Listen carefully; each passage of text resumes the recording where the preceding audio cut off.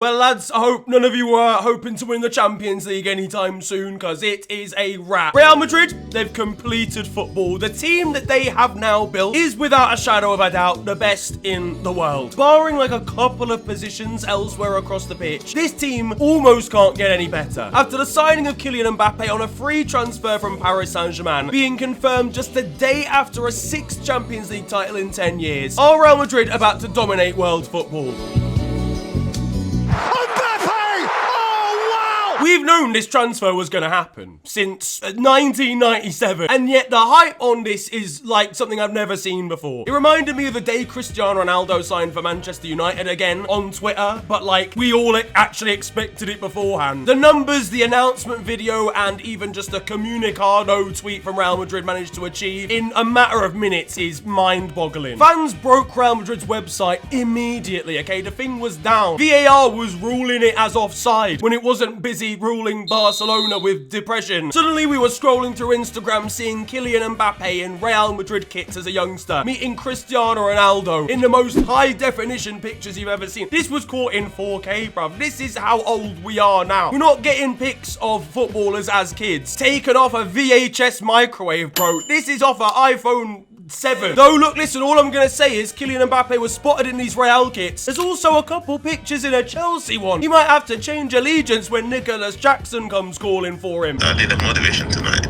No. Who am I kidding, man? He doesn't want to go there. Todd Boehly will be feeling very offended when the Frenchman turns him down 35 minutes after signing for Real. You are a Judas. Judas! Imagine, would have been an incredible pull for Chelsea. Could have taken them to at least the Europa League. Reece James is lasting a maximum of 6 minutes against him though, going 1v1 in training. That kid's about to be out for another 9 months. But of course, the longest saga in footballing history is now finally over. Kylian Mbappe has officially left Paris Saint-Germain, and with that, leaves his role as actual owner of the football club too. Real Madrid fans are gassed now and they're excited, but I'm telling you what, the 2028 presidential election for Florentino Perez, there's gonna be a new name on the ballot sheet. The rest of Liga will be happy to see him go now. At least they might stand a fighting chance here against PSG. Toulouse defenders practically delighted knowing they haven't got him running against them next season. But PSG's board will be left with a sour taste in the mouth, because allegedly Kylian Mbappe signed his new contract with Real Madrid all the way back in February. Never before have I seen a footballer cheat on his football club before. That is insane behavior. We all just thought he'd been flirting with Real Madrid for 3 years, fraternizing with the enemy, signing a new contract with the new gal whilst he's still playing for PSG. That's insane behavior, Kylian. And I bet he's not even paying child support. The PSG board thought there wasn't any activities going on behind the scenes. Little did they know he was under the sheets with Real Madrid the whole time. Kylian comes, here we go. The thing is, they would have known if they'd followed one particular Twitter account, and that's Fabrizio Romano's. This guy has had this mystery solved since 2012, bruv. 47,000 Kylian Mbappe related tweets later, and finally he's got his here we go. I mean, honestly, really, wow. When he dropped that tweet, it had us all shocked, guys. Nah, I never knew that. I honestly think, and I don't have anything like actually bad against Fabrizio Romano as a man, obviously. I think he's pretty cool.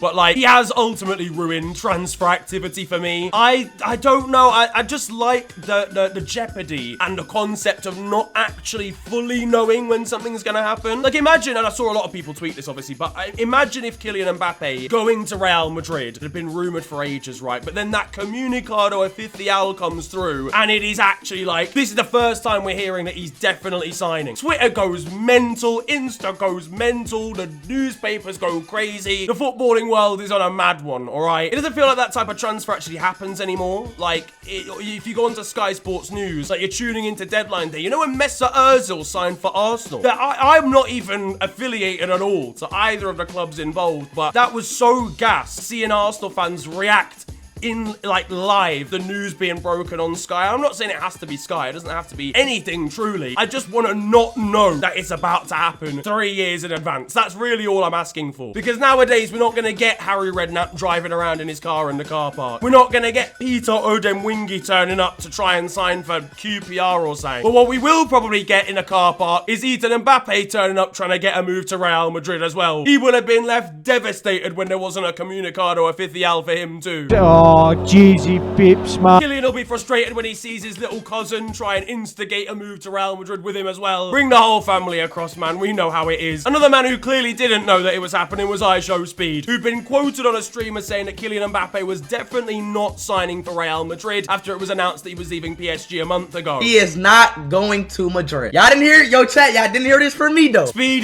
he's not that guy. His sources, they aren't quite the same as Fabrizio Romano's. Just imagine, though, please, for 1 second, right? If Fabrizio Romano had been saying for 3 years that Kylian Mbappe was going to sign for Real Madrid, and then iShowSpeed cracked the exclusive of him going to Arsenal, I don't think Fabrizio would take it too well in his live chat. That's all I'm going to say. I mean, this entire palaver could have got itself a 5-season Netflix series, let's be real. I was borderline fed up with it by the time the PSG announcement happened, but that felt big at least. It felt like it was official. It felt like it was actually happening. What didn't happen was him obviously signing for Arsenal. Apparently Liverpool were in the race for him back in 2021. Yeah, and that guy who always runs with a fridge on his back is technically in the race for the London Marathon. He's not winning it, brother. I can't help but feel our negotiations wouldn't have gone quite as smoothly as Real's. Nah, I told you, Kate, man. Oh, shit. Where you going? Relax, man. Let's negotiate, man. Also, by the way, £0, bruv. They've signed him for free. Obviously, if you somehow didn't know, Kylian Mbappe's contract with PSG actually expired over the summer. It really makes a mockery of the decision for them to just, I guess, not sell him last summer. They decided to keep hold of him, decided to slap an unnecessary price tag on him, and then didn't even win the Champions League this season anyway. I know that's what they were obviously going for. They hedged their bets. It's not like they really need Kylian Mbappe's money in terms of, you know, they've got endless cash anyway at PSG. But, like, that is crazy. Like, they broke the world record transfer fee to sign him. Didn't win the Champions League with him, Neymar, and Lionel Messi, and then lost him to arguably their biggest Champions League rival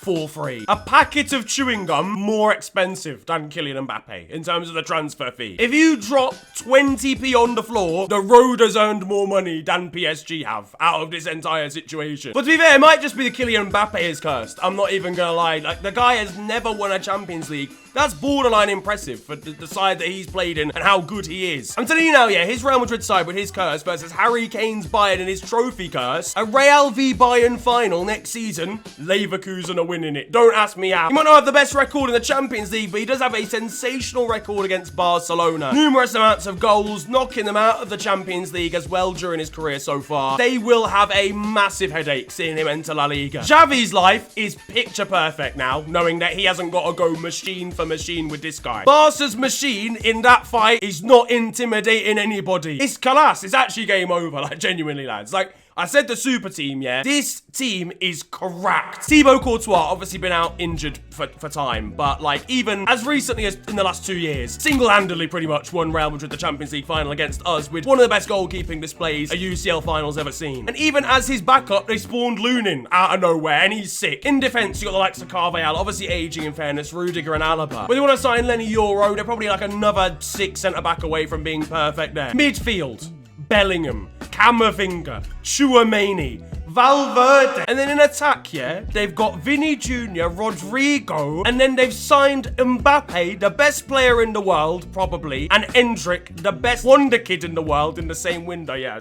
Wrap it up, guys. Stop. This is the definition of greed. They've even got other youngsters like Arda Güler. They've got old heads like Modric. Fucking hell, they even converted Joselu into like a semi-competent striker. Then there's other people that I'm definitely forgetting. I didn't even mention Ferland Mendy. This is the sort of team that we've not actually seen, I don't think, in the world of football for like quite a long time. I'd say they've got 3 of the best 5 players in the world in their front line alone. Vini Jr., Jude Bellingham, and Kylian Mbappe. Done. And then the rest of the team is insane. And don't get it twisted, sides like Manchester City, like Arsenal, like Liverpool, still like, you know, PSG and Bayern, have got like some wonderful players as well. There's of course like a universe where the best manager in the world at Manchester City, yeah, takes them to a 2-legged win over Real Madrid in the Champions League. I'm not saying they're completely undefeatable, but this squad, this team is one of the best that has been in world football in quite some time. I'm not gonna lie, guys. This is Galacticos Volume 2. The only man not happy with this situation, Rodrigo, he's not getting on the pitch, G. I'm so sorry, brother. Play him in the chat. He's got a crazy Champions League record, but other than that, bench. But yeah, ladies and gentlemen, I can't lie. Winning the Champions League from this point onwards is going to be pretty tough. Because this Real Madrid squad has not only got world beaters in the here and now, it's got young players that are going to be there and going to be around at the top level for time. I'm not saying that Eduardo Camavinga and Aurelian Tchouameni are going to spend their entire careers at Real Madrid, but if they were to, they'd be at the top level of the game for another 10 years. Here and now, quality and longevity, bro. They've got Mbappe, Bellingham, and Vini Jr., who could also be Ballon d'Or contenders for like the next 8 or 9 years at least. And then you break it down even further than that and then go to the youngsters, and you've got Endrick, who's just won pretty much everything there is to win in South America, is easily the most talked about wonder kid since Neymar. And he's still a child, bruv. They're cracked forever. Unless Florentino Perez gets hit with the maddest money laundering charges and they get him out of there, it is game over for everybody for a little while. But what do you make of this? Have Real Madrid now got a stranglehold on European football? Are they going to be winning the next few Champions Leagues, or are they going to be defeated by somebody? And if so, by who? What team in world football can go up against Real Madrid and beat them over the next couple of years? Let me know down in the comment section below. Whilst you're at it, feel free to slap a like on the video and of course subscribe if you are new to the channel. It really helps me out. The support has been really sick recently. Got some really cool content as well, hopefully coming over the Euros. Very different to some of the stuff that I usually do, but it should be really sick production. And I'm hoping just good vibes, you know, and getting some other content creators involved. So if you've got any other videos that you want to see me do or whatever, then again, let me know down there too. You can also follow me on social media. It is at the official FNG on TikTok, on Insta, and on Twitter. It's been a pleasure ranting at you guys today. Have a wonderful day, enjoy yourselves,